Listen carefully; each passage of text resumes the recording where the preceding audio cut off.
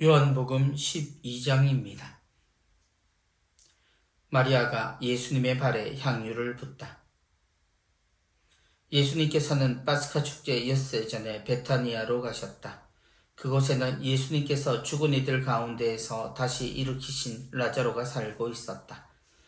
거기에서 예수님을 위한 잔치가 베풀어졌는데 마르타는 시중을 들고 라자로는 예수님과 더불어 식탁에 앉은 이들 가운데 끼어 있었다. 그런데 마리아가 비싼 순 나르드 향유 한 리트라를 가져와서 예수님의 발에 붓고 자기 머리카락으로 그 발을 닦아드렸다. 그러자 온 집안에 향유 냄새가 가득하였다. 제자들 가운데 하나로서 나중에 예수님을 팔아넘길 유다 이스카리옷이 말하였다. 어찌하여 저 향유를 300데나리온에 팔아 가난한 이들에게 나누어 주지 않는가? 그가 이렇게 말한 것은 가난한 이들에게 관심이 있어서가 아니라 도둑이었기 때문이다. 그는 돈주머니를 막고 있으면서 거기에 든 돈을 가로채곤 하였다. 예수님께서 이르셨다. 이 여자를 그냥 놔두어라. 그리하여 내 장례날을 위하여 이 기름을 간직하게 하여라. 사실 가난한 이들은 늘 너희 곁에 있지만 나는 늘 너희 곁에 있지는 않을 것이다. 유다인들이 라자로까지 죽이기로 결의하다. 예수님께서 그곳에 계시다는 것을 알고 많은 유다인들의 무리가 몰려왔다. 예수님 때문만이 아니라 그분께서 죽은 이들 가운데에서 다시 일으키신 라자로도 보려는 것이었다. 그리하여 수석사제들은 라자로도 죽이기로 결의하였다. 라자로 때문에 많은 유다인이 떨어져 나가 예수님을 믿었기 때문이다. 예루살렘에 입성하시다. 이튿날 축제를 지내러 온 많은 군중이 예수님께서 예루살렘에 오신다는 말을 듣고서 종려나무 가지를 들고 그분을 맞으러 나가 이렇게 외쳤다. 호산나, 주님의 이름으로 오시는 분은 복되시어라. 이스라엘의 임금님은 복되시어라. 예수님께서는 나귀를 보시고 그 위에 올라앉으셨다. 이는 성경에 기록된 그대로였다. 딸 시온아, 두려워하지 마라. 보라, 너의 임금님이 오신다. 어린 나귀를 타고 오신다. 제자들은 처음에 이 일을 깨닫지 못하였다. 그러나 예수님께서 영광스럽게 되신 뒤에 이 일이 예수님을 두고 성경에 기록되고 또 사람들이 그분께 그대로 해드렸다는 것을 기억하게 되었다. 그리고 예수님께서 라자로를 무덤에서 불러내시어 죽은 이들 가운데에서 다시 일으키실 때에 그분과 함께 있던 군중이 그 일을 줄곧 증언하였다. 군중이 이렇게 예수님을 맞으러 나온 것은 그분께서 그 표징을 일으키셨다는 말을 들었기 때문이다. 그러자 바리사이들이 서로 말하였다. 이제 다 글렀소. 보시오. 온 세상이 그의 뒤를 따라가고 있어. 그리스인들이 예수님을 찾다.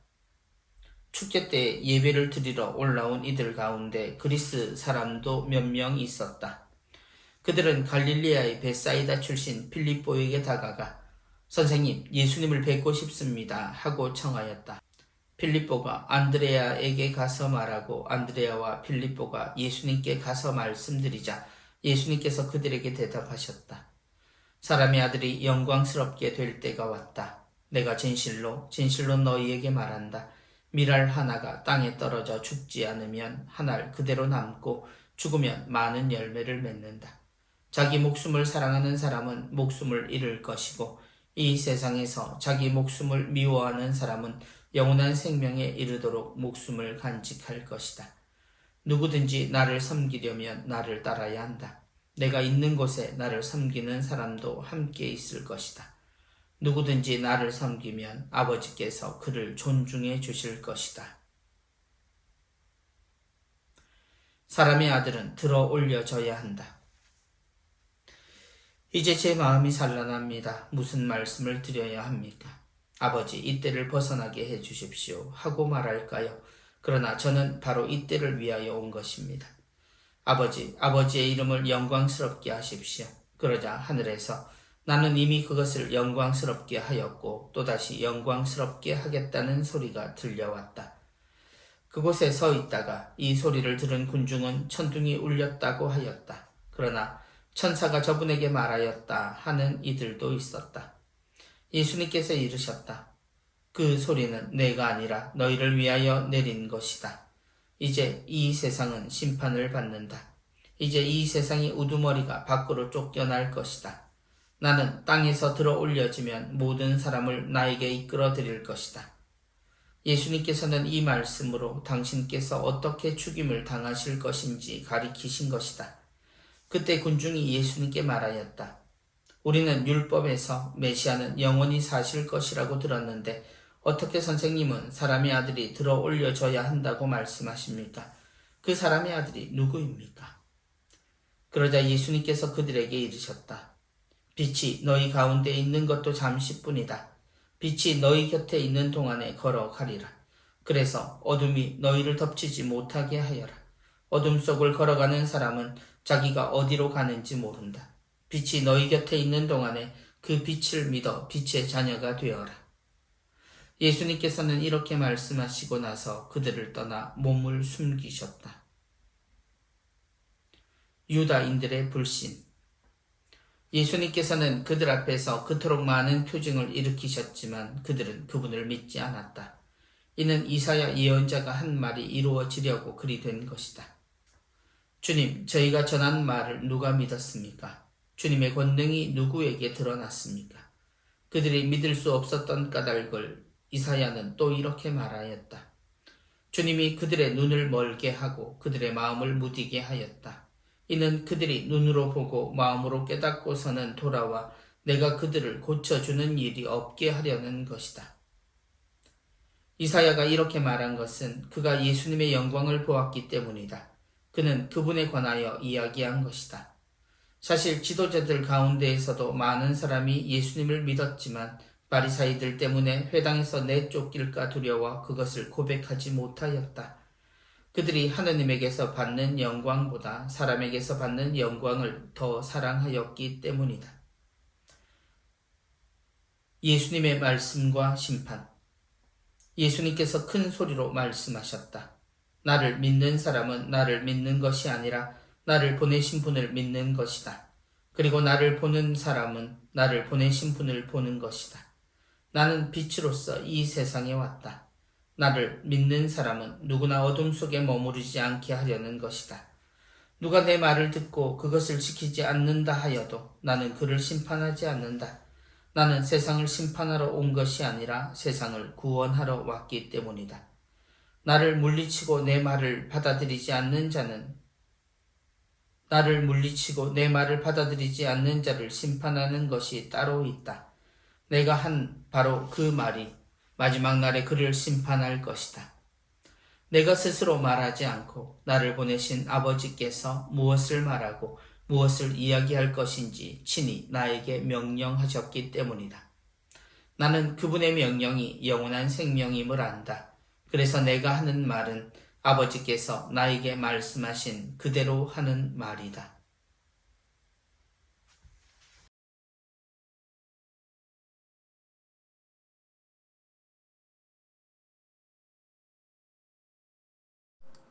요한복음 12장 함께 공부하시겠습니다. 요한복음 12장, 11장은 라자로에 대한 이야기였다면 이어지는 듯 또한 주님이 이제 본격적으로 당신 순환의 길로 접어드는 모습이 요한복음 12장에 등장합니다. 마리아가 예수님의 발에 향유를 붓다.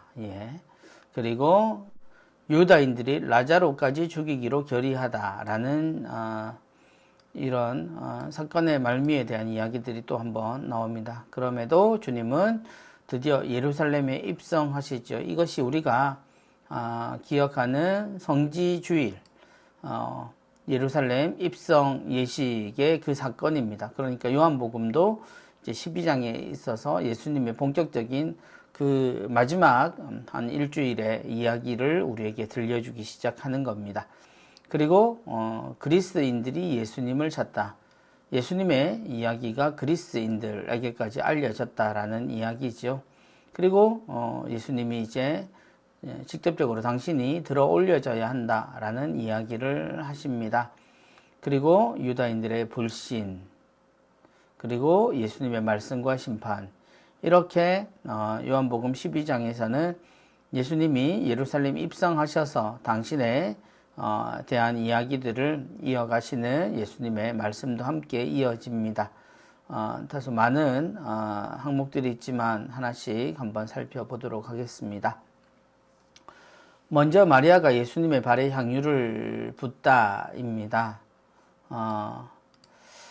시간상으로 먼저 이제 마리아가 예수님의 발에 향유를 부었다라고 그 라자로의 이야기에서 이미 설명이 나옵니다만, 본격적인 사건은 이때 곧 파스카 축제 엿새 전에 일어난 일로 표현됩니다. 베타니아로 가셨다. 예수님 베타니아로 가시면 늘 마리아, 마르타, 라자로, 마르타, 마리아의 집에 머무셨던 것 같습니다. 그래서 그곳에는 예수님께서 죽은 이들 가운데에서 다시 일으키신 라자로가 살고 있었다. 그죠? 거기에 예수님을 위한 잔치가 베풀어졌는데, 마르타는 시중을 들고, 라자로는 예수님과 더불어 식탁에 앉은 이들 가운데 끼어 있었다. 마르타는 여전히 열심입니다. 그리고 마리아는 비싼 순나르드 향유 한 리트라를 가져와서 예수님의 발에 붓고 자기 머리카락으로 그 발을 닦아드렸다. 우리가 기억하는 향유를 부은 마리아의 모습입니다. 우리는 성경에 나오는 어떤 식물이라든지 어떤 기준들 들을 궁금해하는 경우들이 있죠. 지난번에 스타디온 같은 경우도 185m 정도다. 이런 수치들을 궁금해하기도 합니다. 나르드가 도대체 뭘까라고 찾아봤더니, 나르드는 히말라야 기슭에서 자라는 감송이라는 식물이랍니다. 그래서 10월에서 12월에 뿌리에서 채취해서 향유로 만들어 사용되었다라고 나오고 있네요. 그리고 리트라는 로마의 무게 단위이고요. 한 리트라가 대략 327g 정도였다라고 이야기를 합니다. 참고로 이 리트라는 예수님 돌아가셨을 때도 등장을 하는데요. 예수님 시신에 발랐던 리트라가 한 100리트라쯤 된다라고 이야기가 나온다고 합니다. 그러니까 33kg 정도의 많은 양이었다고 하네요. 아무튼 이 나르드 향은 방향제나 방부 처리제로도 이용할 수 있는 좋은 향유라고 합니다. 다시 돌아왔어요. 그러자 온 집안에 향유 냄새가 가득하였다. 제자들 가운데 하나로서 나중에 예수님을 팔아넘길 유다 이스카리옷이 이렇게 말합니다. 어찌하여 저 향유를 300데나리온에 팔아 가난한 이들에게 나누어 주지 않는가? 또 데나리온이라는 단어가 나오죠. 이 데나리온은 로마 은전입니다. 그래서 이 데나리온은 그 당시 노동자나 군인의 하루 품삯에 해당한다라고 나옵니다. 그래서 한 데나리온으로 약속하였다라는 포도밭 들어보는 일꾼의 이야기에도 등장을 하지요. 그래서 지금의 완전한 수치로 이렇게 셈을 할 수는 없지만 대개 하루 품삯이라고 이야기하니까요. 300데나리온이라면 300일의 가치, 일당이라고 보시면 엄청난 돈이겠죠.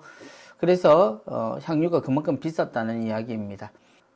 향유를 300데나리온에 팔아 가난한 이들에게 나누어 주는 것이 좋겠다라고 유다는 이야기하지만, 요한은 그의 속마음을 이렇게 말합니다. 가난한 이들에게 관심이 있어서가 아니라 도둑이었기 때문이다 라고요. 그래서 요한복음은 이미 유다에 대해서 절대로 좋은 이야기를 하지 않습니다. 그는 돈주머니를 맡고 있으면서 거기에 든 돈을 가로채곤 하였다. 그렇죠. 그래서 예수님께서 이 여자를 그냥 놔두어라. 그리하여 내 장례날을 위하여 이 기름을 간직하게 하여라. 사실 가난한 이들은 늘 너희 곁에 있지만 나는 늘 너희 곁에 있지는 않을 것이다. 예수님의 이 말씀이 좀 마음을 많이 무겁게도 하고 씁쓸하게도 합니다. 그런 사건이 하나가 일어납니다. 이렇게 해서 그만큼 예수님에 대한 잔치가 베풀어질 정도로 예수님이 유명해진 거죠. 그러자 그 반응이 나옵니다. 유다인들이 라자로까지 죽이기로 결의하다. 예수님께서 그곳에 계시다는 것을 알고 많은 유다인들의 무리가 몰려왔다. 그런데 그 이유가 예수님 때문만은 아니고요. 예수님께서 죽은 이들 가운데서 다시 일으키신 라자로도 보려는 것이었다. 그리하여 수석사제들은 라자로도 죽이기로 결의하였다. 이미 예수님을 죽이기로 결의를 했죠. 라자로 때문에 많은 유다인들이 떨어져 나가 예수님을 믿었기 때문이다. 이런 분위기가 이미 예루살렘 안에서는 형성이 되어 있는 겁니다. 그리고 예수님은 드디어 예루살렘에 입성하십니다. 예루살렘에 입성하시다 예수님께서 예루살렘 입성은 사복음서 모두에 등장합니다. 성지주일의 내용이지요. 이튿날 축제를 지내러 온 많은 군중이 예수님께서 예루살렘에 오신다는 말을 듣고서 종려나무, 푸른 가지입니다. 영원함을 상징하는 거죠. 종려나무를 가지를 들고 그분을 맞으러 나가 이렇게 외쳤다. 호산나. 호산나 우리가 많이 이야기하지만 또 내용을 궁금해하시는 분들이 계시죠. 호산나는 우리를 구원하소서라는 뜻입니다. 그래서 우리가 당신께 구하오니 우리를 구원하소서. 그래서 호산나 자체는 기쁨과 승리, 구원의 희망 등을 나타낸다라고 해석이 되고 있습니다. 그래서 호산나는 구원자 메시아를 맞이하는 그런 표현이겠죠. 영원한 왕권을 상징하기도 합니다. 그래서 종려나무를 흔든 거죠. 주님의 이름으로 오시는 분은 복되시어라. 이스라엘의 임금님은 복되시어라. 그리고 예수님께서는 나귀를 보시고 그 위에 올라앉으셨다. 다른 복음에 보면 그 나귀를 구해오라고 하시는 주님의 이야기 나오죠. 그래서 이는 성경에 기록된 그대로였다. 딸 시온아 두려워하지 마라. 그 성경의 내용입니다. 보라 너의 임금님이 오신다. 어린 나귀를 타고 오신다. 그래서 예수님이 나귀를 타셨다라는 요한복음의 해석입니다. 제자들은 처음에 이 일을 깨닫지 못하였다. 그러나 예수님께서 영광스럽게 되신 뒤에 이 일이 예수님을 두고 성경에 기록되고 또 사람들이 그분께 그대로 해드렸다는 것을 기억하게 되었다. 그래서 처음에 제자들에게는 이 모든 것이 그냥 일어난 사건인 거죠. 그리고 그 이후에 이것이 성경에 기록된 대로구나 라는 깨달음이 있었다는 뜻입니다. 그리고 예수님께서는 라자로를 무덤에 불러내셔 죽은 이들 가운데에서 다시 일으키실 때 그분과 함께 있던 군중이 그 일을 줄곧 증언하였다. 이것이 실제 사건이다라는 것을 요한복음은 조금 더 구체적으로 다시 한번 증언하고 있는 겁니다. 군중이 이렇게 예수님을 맞으러 나온 것은 그분께서 표징을 일으키셨다는 말을 들었기 때문이다. 이 표징 중에는 라자로가 다시 살아난 것이 굉장히 중요한 사건으로 작용을 했겠죠. 그러자 바리사이들이 서로 말하였다. 이제 다 글렀어. 보시오. 온 세상이 그의 뒤를 따라가고 있어. 그들이 생각했던 일이 벌어지고 있다라는 거죠. 그래서 모두가 그를 믿을 것이고 로마에게 우리는 어쩌면 박해를 다시 당할지 모르겠다라고 이야기하는 겁니다. 그래서 바리사이들의 자포자기한 이 말은 상당히 인상적입니다. 그래서 예수님의 소문이 더 널리 퍼집니다. 축제 때 예배를 드리러 올라온 이들 가운데 그리스 사람도 몇 명 있었다. 그들은 갈릴레아 벳사이다 출신 필립보에게 다가가 선생님 예수님을 뵙고 싶습니다 라고 청을 올립니다. 그랬더니 필립보가 안드레아에게 가서 말하고 안드레아와 필립보가 예수님께 가서 말씀드리자 예수님이 이렇게 이야기하시죠. 사람의 아들이 영광스럽게 될 때가 왔다. 내가 진실로 진실로 너희에게 말한다. 밀알 하나가 땅에 떨어져 죽지 않으면 한 알 그대로 남고 죽으면 많은 열매를 맺는다. 우리가 잘 알고 있는 이야기입니다. 처음에 시작은 예수님을 보고 싶어한 그리스인 그 사람들의 요청에서 시작되지만 오히려 예수님은 그 청을 듣고 나서 이렇게 이야기하신 거죠. 사람의 아들이 영광스럽게 될 때가 왔다. 바로 그때가 왔다. 모든 사람들이 당신을 이제 보게 된다라는 이야기겠죠. 그리고 말씀하신 겁니다. 당신의 가치, 곧 밀알 하나가 땅에 떨어져 죽지 않으면 한 알 그대로 남고 죽으면 많은 열매를 맺는다. 자기 목숨을 사랑하는 사람은 목숨을 잃을 것이고 이 세상에서 자기 목숨을 미워하는 사람은 영원한 생명에 이르도록 목숨을 간직할 것이다. 예수님이 정말 하고 싶었던 이야기들이 등장을 하는 거죠. 그래서 누구든지 나를 섬기려면 나를 따라야 한다. 내가 있는 곳에 나를 섬기는 사람도 함께 있을 것이다. 누구든지 나를 섬기면 아버지께서 그를 존중해 주실 것이다.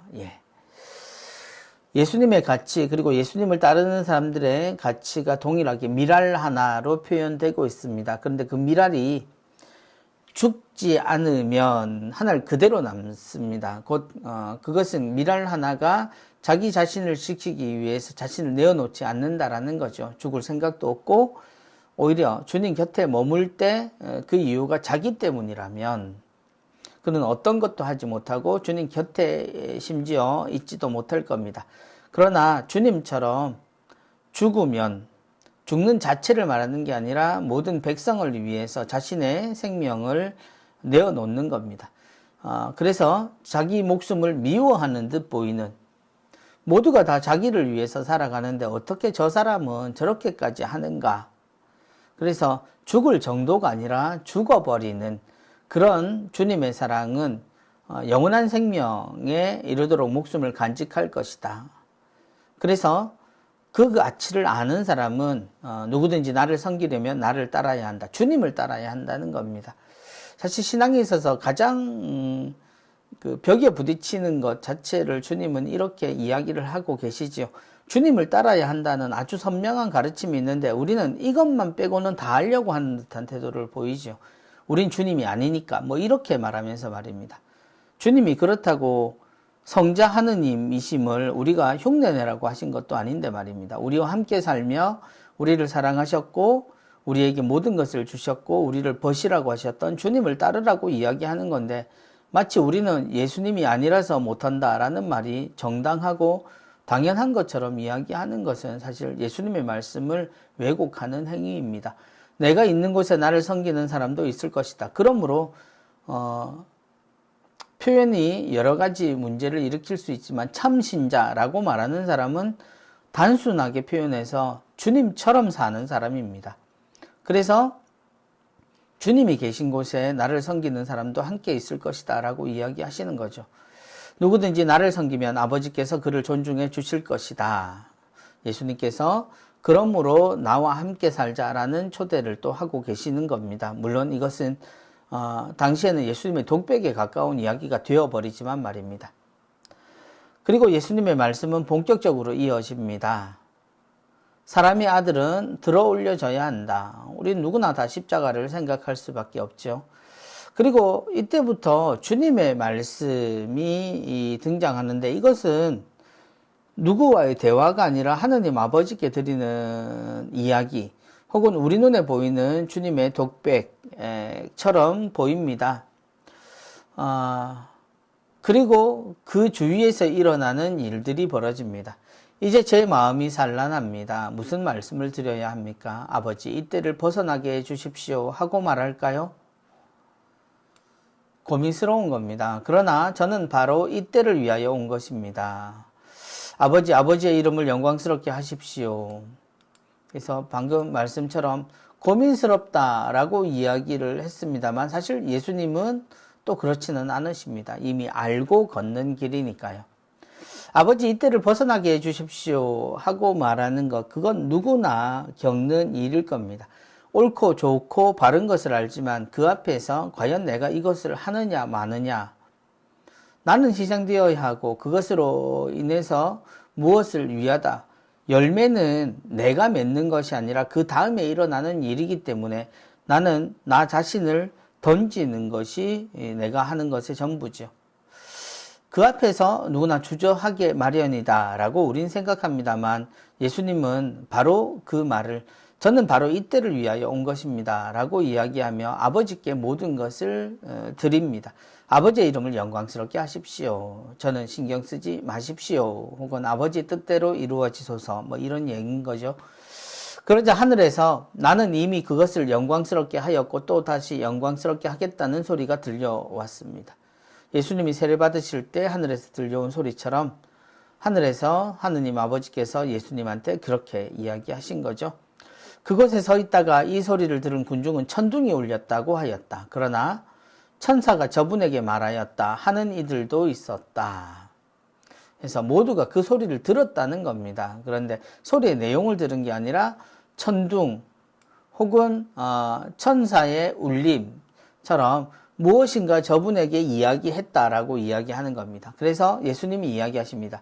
그 소리는 내가 아니라 너희를 위하여 내린 것이다. 그러니까 모두가 듣게 하셨다는 이야기인 거죠. 그리고 이제 이 세상은 심판을 받는다. 이제 이 세상이 우두머리가 밖으로 쫓겨날 것이다. 나는 땅에서 들어 올려지면 모든 사람을 나에게 이끌어 드릴 것이다. 여기서 예수님을 죽인 사람의 의도와 십자가에 오르신 주님의 의도가 갈라지죠. 예. 사실 그 내용의 시작은 같습니다. 모두가 보게 하려고 하는 거죠. 예수님의 죽음은 사실 파렴치한 이들을 모든 이의 본보기로 죽일 때 사용하던 십자가형입니다. 모두가 보게 하려고 잘 보이는 곳에서 그렇게 잔인하게 죽어가는 모습을 목격하도록 만든 게 십자가형이죠.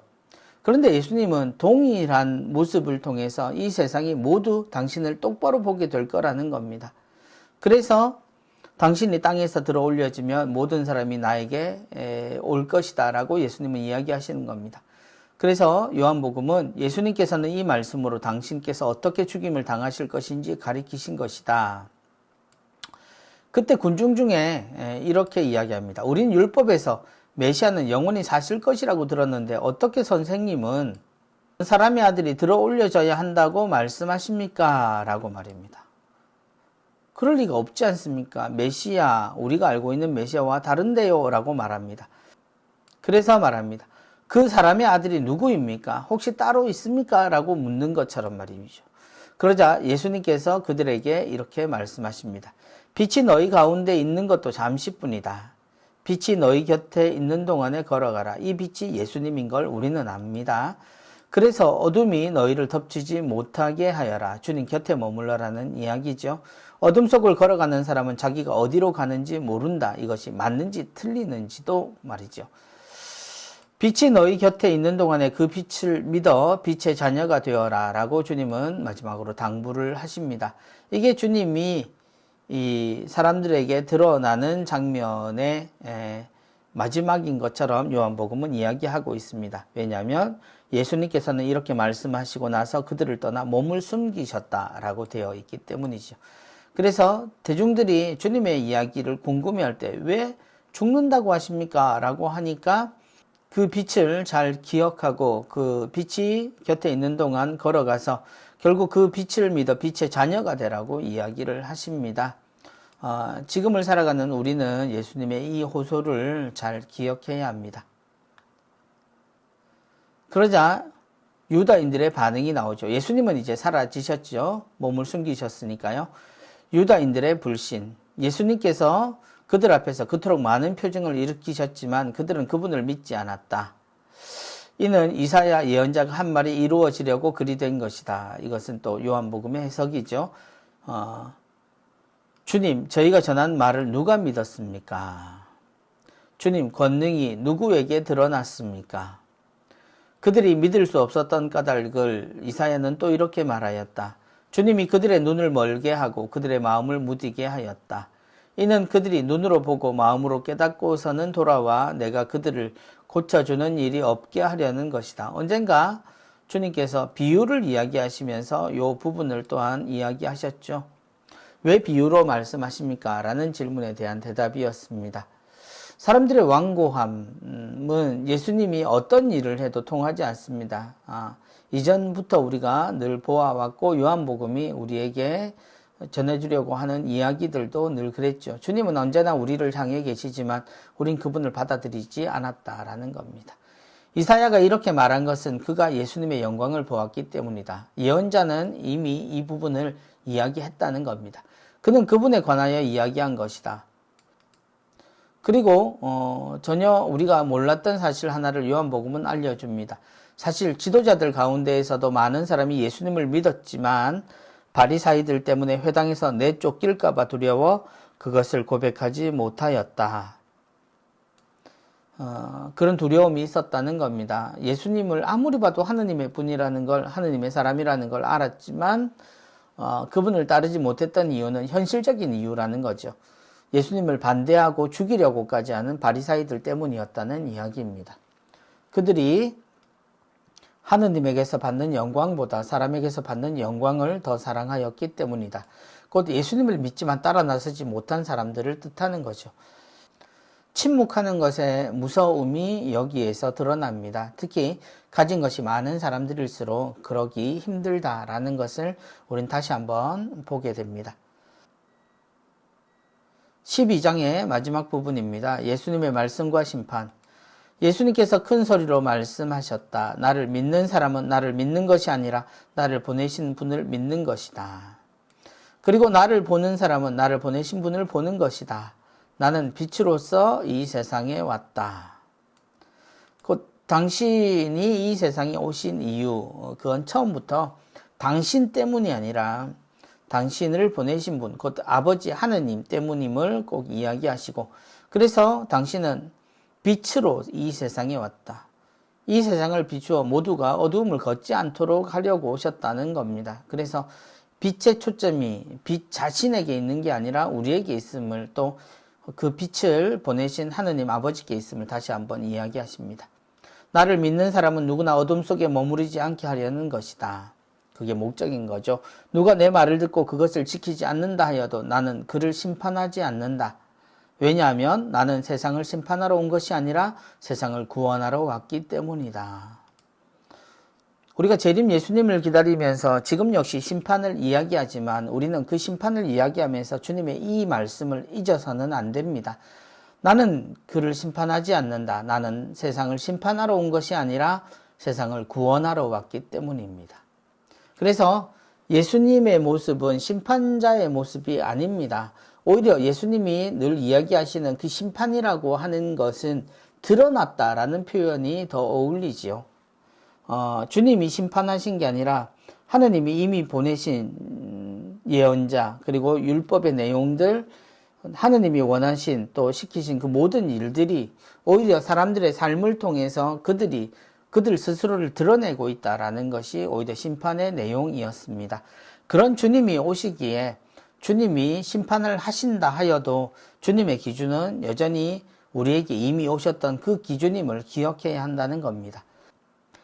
나를 물리치고 내 말을 받아들이지 않는 자를 심판하는 것이 따로 있다. 주님이 말씀하시지요. 내가 한 바로 그 말이 마지막 날에 그를 심판할 것이다. 내가 스스로 말하지 않고 나를 보내신 아버지께서 무엇을 말하고 무엇을 이야기할 것인지 친히 나에게 명령하셨기 때문이다. 당신이 하셨던 모든 말씀들 역시도 아버지의 말씀이기 때문에 그 말씀을 두고 우리의 모습이 보인다라는 겁니다. 나는 그분의 명령이 영원한 생명임을 안다. 그래서 내가 하는 말은 아버지께서 나에게 말씀하신 그대로 하는 말이다.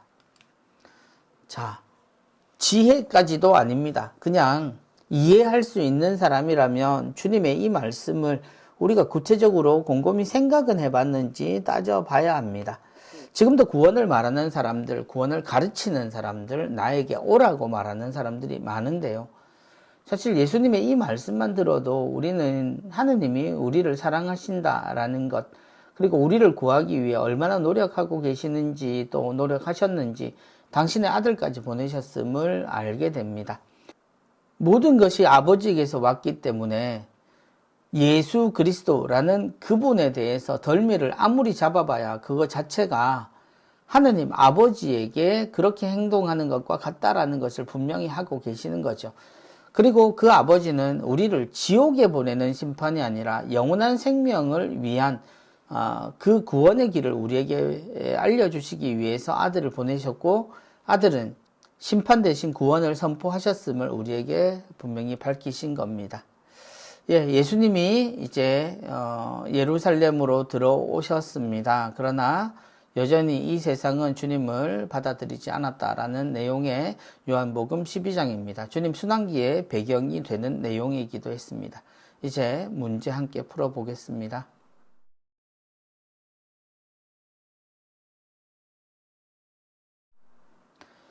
요한복음 12장의 내용입니다. 먼저 다음에 들어갈 단어 한번 골라볼까요?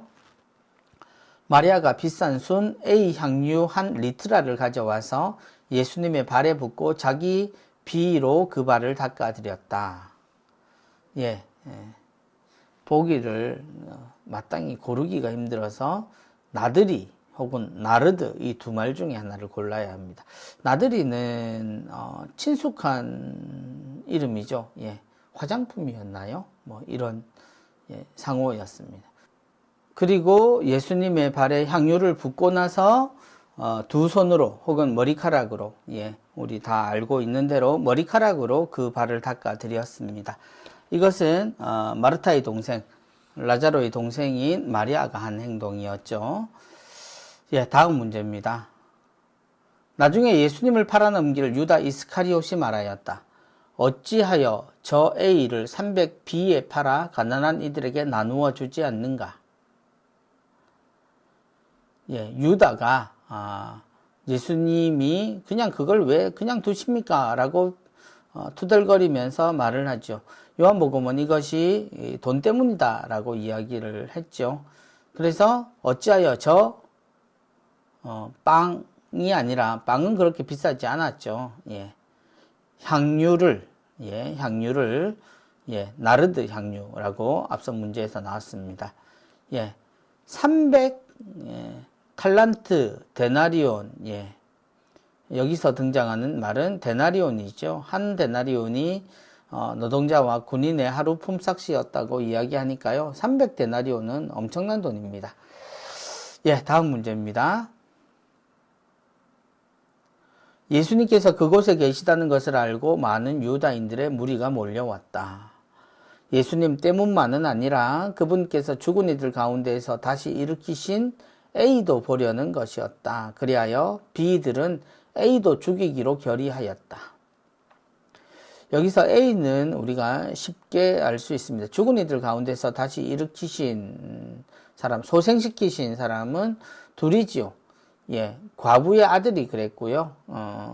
또 율법학자 과부의 아들이 그랬고요. 그리고 라자로가 그랬죠.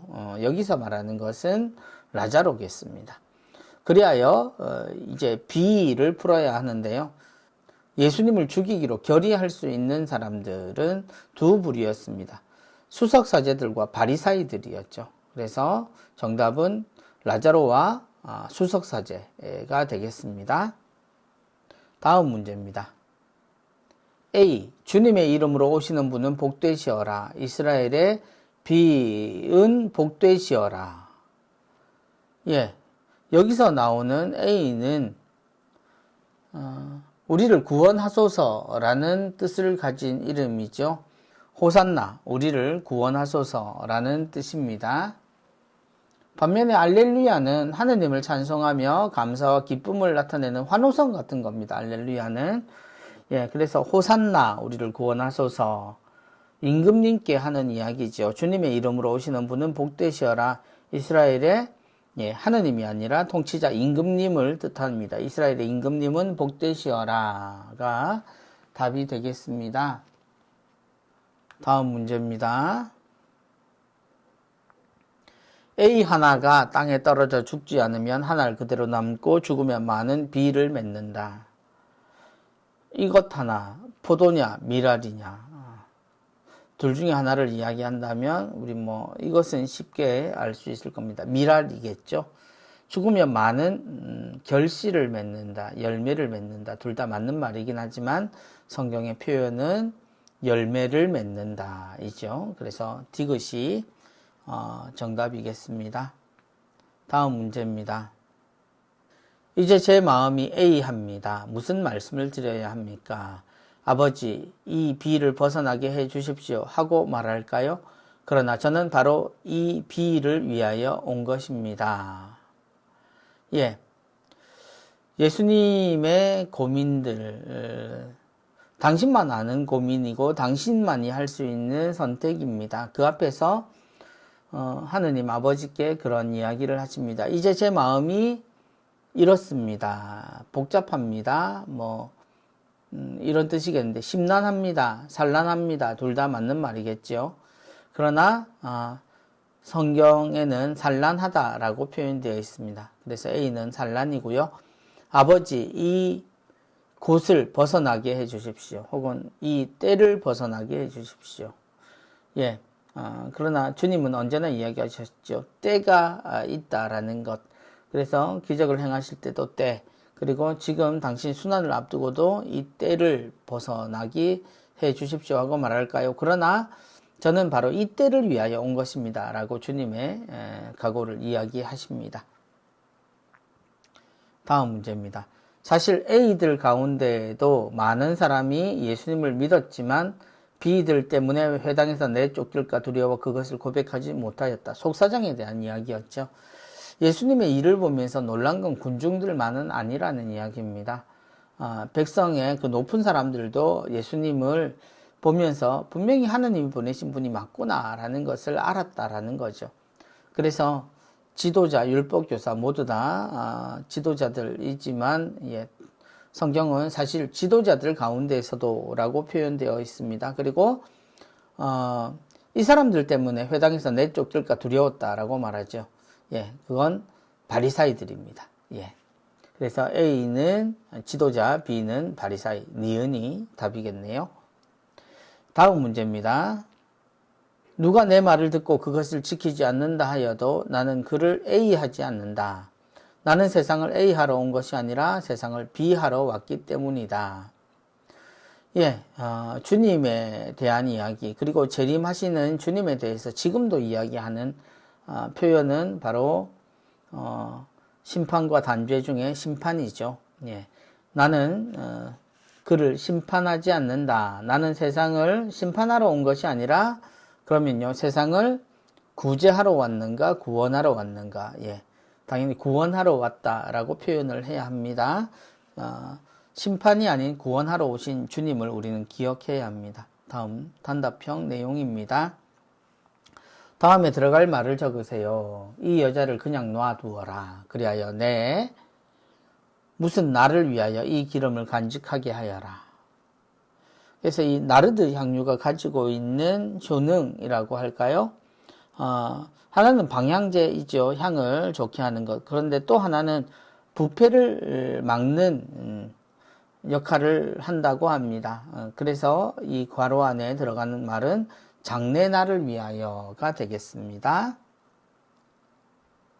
다음 문제입니다. 딸 시온아 두려워하지 마라. 보라 너의 임금님이 오신다. 무엇을 타고 오신다. 이것은 구약에 예언된 메시아에 대한 예언입니다. 무엇을 타고 오신다라고 하셔서 사복음서에는 모두 주님께서 이 동물을 타고 오시는 모습이 나옵니다. 바로 나귀 있죠. 그런데 그냥 나귀도 아닙니다.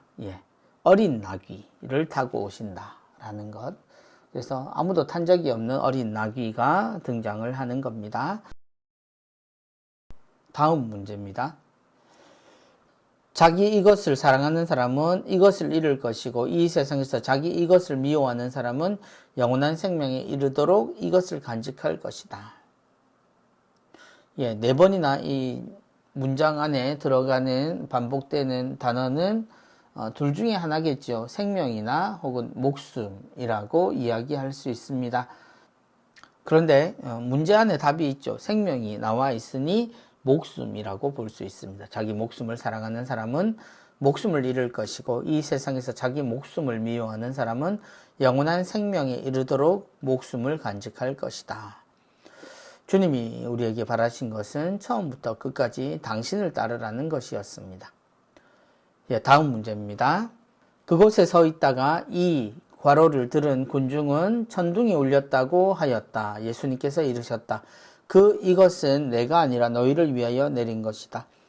주님께서 아버지께 당신 마음이 산란하여 어떤 말씀을 드려야 할까요? 하면서 이 때를 벗어나게 해주십시오 하고 말할까요? 하지만 바로 이 때를 위해 당신이 오신 것이다 라는 증언을 하시자 그리고 아버지의 이름을 영광스럽게 하시라고 말하자 하느님 아버지가 말씀하시죠.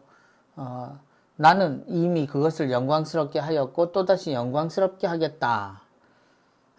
그래서 이것을 들은 군중은 천둥이라고 말했지만 예수님은 이렇게 말했죠.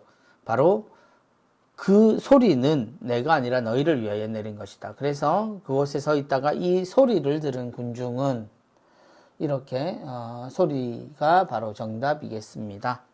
다음 문제입니다. 이것이 너희 가운데 있는 것도 잠시뿐이다. 이것이 너희 곁에 있는 동안에 걸어가거라. 그래서 어둠이 너희를 덮치지 못하게 하여라. 어둠 속을 걸어가는 사람은 자기가 어디로 가는지 모른다. 예, 여기에 어둠이란 말에서 힌트를 얻게 됩니다. 곧 또 이것은 주님을 뜻하기도 하죠. 바로 빛입니다. 빛과 어둠이 언제나 같은 자리에서 이렇게 등장을 하곤 하죠. 그래서 주님이신 빛이 너희 가운데 있는 것도 잠시뿐이다. 빛이 너희 곁에 있는 동안에 걸어가거라 라고 주님은 이야기하십니다. 다음 문제는 그들이 하느님에게서 받는 이것보다 사람에게서 받는 이것을 더 사랑하였기 때문이다. 이 설명은 사실 예루살렘 안에서도 예수님의 모습을 보고 예수님을 믿는 이들이 많았지만 결국 바리사이들이 무서워서 회당에서 내어 쫓길까봐 티를 내지 못한 사람들에 대한 이야기입니다. 그래서 그것에 대해 요한복음은 그들이 하느님에게서 받는 영광보다 사람에게서 받는 영광을 더 사랑하였기 때문이다 라고 해석하고 있죠. 예, 마지막 문제입니다. 나를 물리치고 내 이것을 받아들이지 않는 자를 심판하는 것이 따로 있다. 내가 한 바로 이것이 마지막 날에 그를 심판할 것이다. 예, 주님은 언제나 우리에게 있어서 하느님의 이것과 또 실천을 통해서 그 내용을 우리에게 직접 보여주셨죠. 그래서 우리는 언제나 예수님의 말씀을 놓고 우리의 모습이 드러나는 것이 어쩌면 진짜 심판일 수 있다는 것을 기억해야 합니다. 예수님의 말과 행동 그리고 당신의 가르친 모든 것이 우리가 심판이라고 이야기하는 것이 마치 예수님 앞에 조사를 받고 하느님의 결정, 의사봉을 두드리는 이런 모습으로 생각을 하지만 실제 그 심판은 이미 주님의 말씀 속에서 드러나 있다라는 겁니다. 그래서 우리가 우리를 드러내는 것이 어쩌면 심판일지도 주님이 다시 오실 때도 우리는 여전히 그분이 우리에게 이미 주신 모든 것 앞에서 심판의 상태로 놓여 있는지도 모르죠. 그러나 사실 우리가 기억해야 하는 것은 주님은 그 심판이 아니라 구원하러 오셨다는 것을 다시 한번 생각하고 우리가 안 된다가 아니라 주님의 말씀을 믿고 따르는 것, 예수 그리스도처럼 세상을 살며 그분에게서 받은 빛을 이 세상에 보내는 것이 우리가 해야 될 일이라는 거 잊지 않았으면 합니다. 자, 본격적으로 이제 순환기가 시작될 텐데요. 자, 13장 함께 공부하시면서 만나 뵙겠습니다. 13장에서 뵙겠습니다. 수고하셨습니다.